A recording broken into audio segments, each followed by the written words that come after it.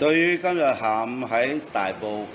宏福苑發生嘅5級大火，導致多人傷亡，我感到極度難過。到目前為止，呢一場大火已經造成咗36人死亡，有279個人士係身亡，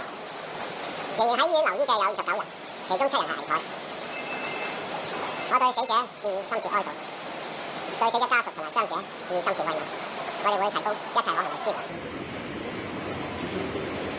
習近平主席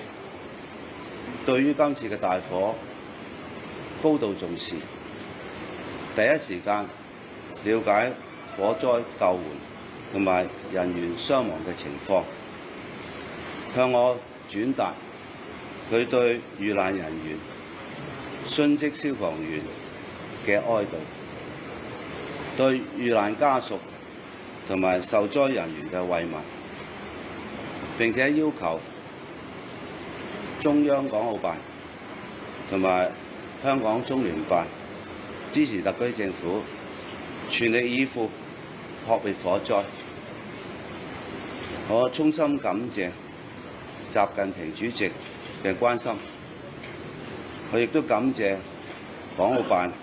同埋中聯辦向我提出會全力支持。到目前喺消防人員嘅不斷努力之下，現場嘅情況係逐漸受控。